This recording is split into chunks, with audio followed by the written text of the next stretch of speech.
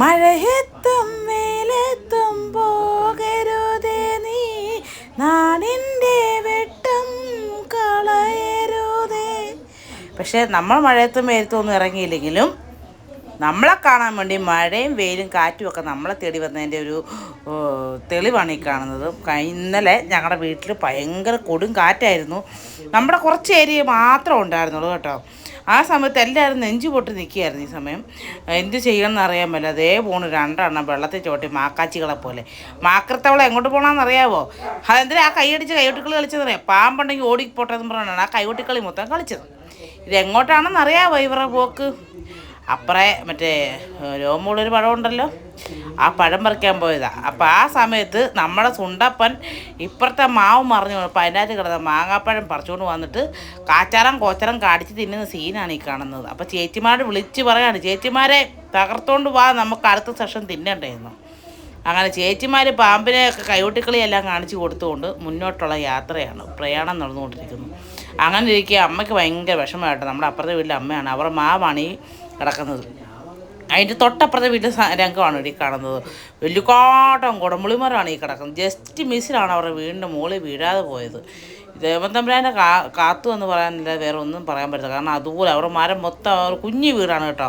അതിൻ്റെ ഫ്രണ്ട് മൊത്തമായി അങ്ങനെ കുലച്ച് നിന്ന വാഴ വരെ പ്ലത്തോന്നും പറയാം താഴത്തോട്ട് വീണ് കിടക്കുകയാണ്. ലാസ്റ്റ് നമ്മുടെ വീട്ടിലെത്തി കേട്ടോ. നമ്മുടെ വീടിൻ്റെ മോൾ ഭാഗത്തോടൊക്കെ ഷീറ്റ് മൊത്തം കംപ്ലീറ്റ് പറന്നു പോയി. എങ്ങോട്ട് പോയെന്നറിയാൻ മേല. അങ്ങനെ ദേ കേട്ടോ നമ്മുടെ മേൽക്കൂരയെല്ലാം പറന്നുപോയി. മറ്റേ സൺസൈഡ് മാത്രമാണ് ഈ കിടക്കുന്നത് കേട്ടോ. സൺസൈഡ് ഇരിപ്പുണ്ട്, പക്ഷേ അതിൻ്റെ ഇടവഴിയെല്ലാം വെള്ളം വീഴുമായിരുന്നു പെരക്കകത്തോട്ട്. ഇങ്ങനെ പെയ്യുന്ന ഒരു തുള്ളി വെള്ളം പോലും നമ്മൾ പുറത്ത് പോയിട്ടില്ലെന്നുള്ളതിൻ്റെ സത്യാവസ്ഥ. മൊത്തം വെള്ളം അകത്തായിരുന്നു. ഷീറ്റ് കണ്ടോ, ഷീറ്റൊന്നും ഉണ്ടായിരുന്നില്ല. അപ്പം മൊത്തം പെരക്കകത്ത് വെള്ളമാണ്.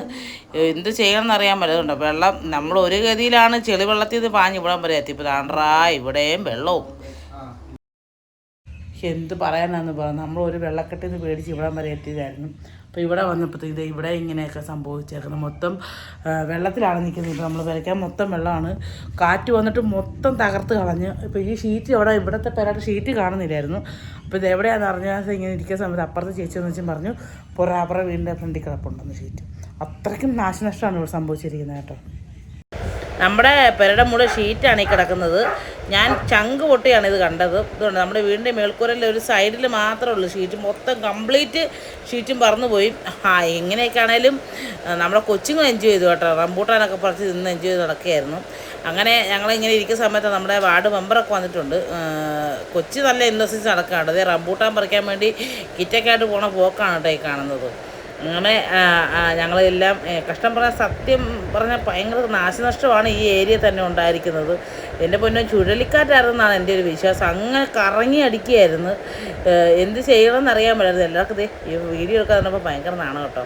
അങ്ങനെ നമ്മുടെ പഞ്ചായത്ത് മെമ്പറൊക്കെ വന്ന് പുള്ളി സംസാരിച്ചുകൊണ്ടിരിക്കുകയാണ് എന്ത് ചെയ്യണം എന്നുള്ള കാര്യങ്ങളൊക്കെ. അങ്ങനെ നമ്മുടെ തൊട്ടപ്പുറത്തെ വീട്ടിൽ പരുത്തിമരം മറിഞ്ഞ് ടാങ്ക് പൊട്ടി വെള്ളം ഒഴുകുന്നതാണ് കാണുന്നത്. ഈ അമ്മയുടെ വീടാണ്. അമ്മയുടെ വീട്ടിൽ നിന്ന് ഒത്തിരി നാശനഷ്ടം ഉണ്ടായിട്ടുണ്ട്. ടാങ്ക് പൊട്ടി മുകൾ ഭാഗം ഇടിഞ്ഞ് താഴെ പോയിട്ടുണ്ട്. ഈ മരം കംപ്ലീറ്റ് ഒടിഞ്ഞ് ആ മുകളിൽ കിടക്കുകയായിരുന്നു. അച്ഛനവിടെ കിടപ്പുണ്ടായിരുന്നു. ഈ മരം വീണ സൈഡിൽ തന്നെയായിരുന്നു കിടപ്പ്. ദൈവഭാഗ്യത്തിന് ആർക്കും ആപത്തും അപകടമൊന്നും സംഭവിച്ചിട്ടില്ല. ഒത്തിരി നാശനഷ്ടമാണ് നമ്മുടെ ഈ ഏരിയയിൽ ഉണ്ടായിരിക്കുന്നത്. കാരണം ഇതുണ്ട് നമുക്ക് കാണുമ്പോൾ അറിയാൻ പറ്റും. അതിൻ്റെ കട്ടയും കാര്യങ്ങളൊക്കെ ഇളകി കിടക്കുകയാണ്.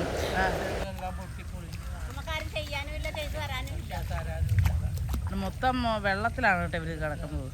ഞാൻ ആദ്യമൊക്കെ കിടന്ന മോളിൽ തന്നെയാണ്. മൊത്തം ചുറ്റിനും വെള്ളമാണ്.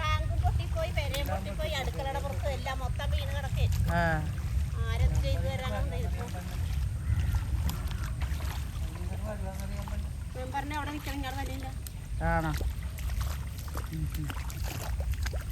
അപ്പോൾ ഇന്നത്തെ വീഡിയോ നമുക്ക് ഇത്രേ ഉള്ളൂ. അടുത്ത വീഡിയോ ആയിട്ട് ഞാൻ വരുന്നതായിരിക്കും. എല്ലാവരും സപ്പോർട്ട് ചെയ്തേക്കണേ.